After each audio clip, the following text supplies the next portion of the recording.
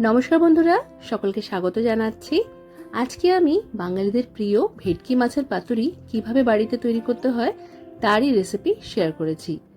এইভাবে তৈরি করলে আপনারাও দেখবেন যে একদম অনুষ্ঠান বাড়ি বা বিয়ে বাড়ির যে ভেটকি মাছের পাতুরি আমরা খেয়ে থাকি, যেটা মুখে দিলেই একদম মিলিয়ে যায়, ঠিক সেইভাবেই আপনারা বাড়িতে খুব সহজে তৈরি করে নিতে পারবেন। চলুন তাহলে আজকের এই রেসিপি দেখে নেওয়া যাক। রেসিপিটা তৈরি করার জন্য আমি এখানে প্রথমেই একটা পেস্ট রেডি করে নেব। তার জন্য আমি প্রায় 2 টেবিল চামচ ভর্তি কালো সর্ষে নিয়েছি। এবার এর মধ্যে আমি নিয়ে নিচ্ছি পোস্ত এখানে আমি 1.5 টেবিল চামচের মতো নিয়েছি। এবার এই সর্ষে আর পোস্ত দুটোকেই 5 মিনিটের মতো জলে একটু ভিজিয়ে রাখবো। তারপর এগুলো জলের থেকে তুলে নিয়ে মিক্সার জারের মধ্যে নিয়ে নেব। এবার স্বাদ মতো কটা কাঁচা লঙ্কা দিয়ে দেব। তার সাথে এর মধ্যে আমি অল্প নুন দিয়ে দিচ্ছি। এবার প্রথমে আমরা অল্প জল ব্যবহার করে পেস্টটা করব। যখন মনে হবে যে আরেকটু জলের দরকার আছে, তো সেইভাবে জল অ্যাড করে পেস্টটা রেডি করে নেবেন। পেস্টটা যেন কোনোভাবেই বেশি পাতলা না হয় সেটা খেয়াল রাখবেন। এখানে আমি ভেটকি মাছের ফিলেগুলো নিয়েছি, ভালো করে পরিষ্কার করে নিয়ে এবার এর মধ্যে প্রথমেই অল্প একটু পাতিলেবুর রস দিয়ে দিলাম।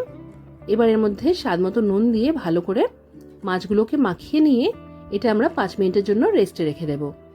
এবার আরেকটা পাত্রে আমি যে পেস্টটা রেডি করেছি সেটা নিয়ে নিচ্ছি। এই পেস্টের মধ্যে এবার দিয়ে দিচ্ছি আমি টক দই। এখানে 2 টেবিল চামচ টক দই আছে।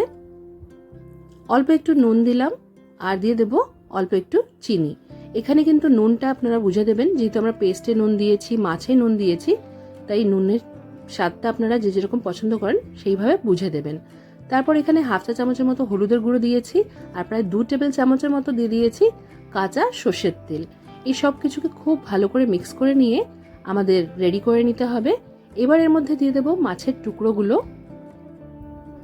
টুকরোগুলো নুন মাখিয়ে রেখেছিলাম, তোর থেকে একটু জল বেরোবে, তো সেই জলটা ফেলে দিয়ে কিন্তু মাছের টুকরোগুলো এর মধ্যে আমরা এই পেস্টের মধ্যে ডিপ করে নেব। এই পেস্টের মধ্যে মাছগুলো ভালো করে ডুবিয়ে নিয়ে এটা 10 মিনিটের জন্য রেস্টে রাখবো। এই সময়টাতে আমরা মাছের পাতুরি ফোল্ড করার জন্য কলা পাতাগুলোকে রেডি করে নেব। তো মাপ মতো কলা পাতাগুলোকে কেটে নিয়ে তারপর তাওয়া গরম করে নিয়ে মাঝারি আঁচ রেখে পাতাগুলোকে এর মধ্যে দিয়ে এইভাবে একটা কাপড়ের সাহায্যে চাপ দিয়ে দিয়ে 2 পিঠ ভালো করে সেকে নিতে হবে। এইভাবে পাতাগুলো সেকে নিয়ে রেডি করে রাখলে মাছগুলো এর মধ্যে দিয়ে ফোল্ড করতে আমাদের সুবিধে হবে। তো এইভাবে প্রত্যেকটা পাতা রেডি করে রেখে দিচ্ছি। এবার আমরা মাছগুলোকে এই পাতার মধ্যে ভালো করে ফোল্ড করে নেব। তো তার জন্য পাতাটা নিলাম, তার মধ্যে আমি মাঝামাঝি করে মাছটা যে মিশ্রণ ছিল সেটা সমেতই মাঝামাঝি করে রাখলাম। এবার উপর থেকে একটা কাঁচা লঙ্কা দিয়ে সাইড দিয়ে প্রথমে পাতাটাকে একবার ভাঁজ করে নিলাম। এবার দুদিক দিয়ে ভালো করে পাতাটাকে ফোল্ড করে নিতে হবে। ঠিক এইভাবে আমাদের পাতাটাকে ভালো করে ভাঁজ করতে হবে, যাতে করে কোনোভাবেই যে মশলার পেস্টটা আছে সেটা বেরিয়ে না আসে। এবার একটা মোটা সুতো দিয়ে এই পাতাটাকে ভালো করে আমি বেঁধে নিচ্ছি।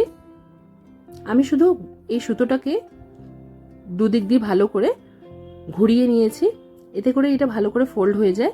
চারিদিক দিয়ে এটাকে আপনারা র্যাপ করতে যাবেন না, তাহলে কিন্তু খুলতেও অসুবিধা হয় আর অনেক সময় মোটা সুতোর কারণে ছিঁড়েও যেতে পারে পাতাগুলো। তো এখানে এইভাবে এটা ভাঁজ করে নিলাম। এবার অনেক পাতা এরম হয় যে কিছুটা জায়গা ছেঁড়া আছে বা একটু বাজে আছে পাতাগুলো, তো সেই ক্ষেত্রে আপনারা 2টো পাতা এইভাবে ভালো করে ভাঁজ করে নিয়ে তার মধ্যে মাছ দিয়ে যেইভাবে ফোল্ড করছি ঠিক সেইভাবে ভালো করে চারিদিক দিয়ে ভাঁজ করে নেবেন। ছেঁড়া পাতা থাকলে অনেক সময় মাছের যে মিশ্রণটা আছে সেটা ভাজার সময় বেরিয়ে আসতে পারে, তো সেটা খেয়াল রেখেই পাতাটাকে ভালো করে সেট করে নিয়ে তারপর মাছটা দিয়ে ভালো করে ফোল্ড করে নেবেন। তো এইভাবে সুতো দিয়ে ভালো করে এইগুলোকে আমি ফোল্ড করে নিয়ে রেডি করে নিচ্ছি। এবার এই সময় একটা তাওয়া বা ফ্রাইং প্যান আমরা গরম করতে বসিয়ে তার মধ্যে দিয়ে দেব সর্ষের তেল। অল্প পরিমাণেই সর্ষের তেল দিতে হবে।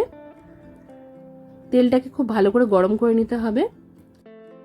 তেলটা যখন ভালো করে গরম হয়ে যাবে তখন আঁচটা খুব লো ফ্লেমেও থাকবে না, আবার খুব বেশি হাইতেও রাখার প্রয়োজন নেই। একটু মাঝামাঝি করে আপনারা তাওয়াটাকে ভালো করে গরম রেখে এর মধ্যে যেই পাতুরিগুলো আমরা র্যাপ করেছি সেইগুলো দিয়ে দেব। তারপর ঢাকা দিয়ে 5 মিনিট হতে দেব। 5 মিনিট পর এগুলোকে উল্টে দিয়ে দ্বিতীয় পিঠটাকেও আমরা 5 মিনিটের মতনই হতে দেব। আর যখন মনে হবে আপনাদের যে আঁচটা একটু বেশি বাড়ানো হয়ে গেছে, তখন একটু মাঝে মাঝে কমিয়েও দিতে পারেন। মাছগুলোকে খুন্তির সাহায্যে বা দুটো চামচ ব্যবহার করে ভালো করে উল্টে দিতে হবে। এখানে দেখতেই পাচ্ছেন যে পিঠটা আমরা উল্টে দিয়েছি সেই পিঠের রংটা মানে পাতার রংটা পরিবর্তন হয়ে গেছে। এইভাবেই দ্বিতীয় দিকটাকেও 5 মিনিটের মতো আমরা ভালো করে ভেজে নেব। এই ভেটকি মাছ রান্না করতে খুব বেশি সময় লাগে না, তাই এইভাবে বুঝে নিয়ে আপনারা 10 থেকে 15 মিনিটের মতনই এই পাতুরিগুলোকে ভালো করে ভেজে নিয়ে ফ্রাইং প্যান বা কড়াইয়ের থেকে তুলে নেবেন। তো এখানে আমাদের প্রথম ব্যাচে পাতুরিগুলো রেডি হয়ে গেছে, এগুলো তুলে নেব। আর বাকি পাতুরিগুলোকেও সেম একইভাবে ফ্রাইং প্যান বা কড়াইয়ের মধ্যে অল্প তেল দিয়ে যেরকম উল্টে পাল্টে সময় নিয়ে ভেজে নিয়েছি ঠিক সেইভাবেই ভেজে নেব। এবার পাতুরিটা আমি আপনাদেরকে এই পাতার থেকে বার করে দেখিয়ে দিচ্ছি। দেখতেই পাচ্ছেন এই সুতোটা কত সহজে আমি বার করে নিয়েছি। আর পাতাটা যখন আমি খুলছি তখন পাতার বাইরে কিন্তু মশলার মিশ্রণটা একটুকু বেরিয়ে নেই, পাতার ভেতরেই যে মিশ্রণটা আছে দেখতে পাচ্ছেন। এবার একটা চামচের সাহায্যে এই মাছটাকে আমরা কেটে দেখে নেব। এইভাবে তৈরি করলে খুব সফট পাতুরি আপনারা বাড়িতে তৈরি করতে পারবেন। আশা করছি আজকের এই মাছের পাতুরির রেসিপি আপনাদের ভালো লেগেছে। অবশ্যই রেসিপিটা ট্রাই করবেন, কমেন্ট করে জানাতে ভুলবেন না যে কেমন লাগলো। আজকের মতো এখানেই শেষ করলাম। সবাই খুব ভালো থাকবেন আর সবাইকে খুব ভালো রাখবেন। ধন্যবাদ।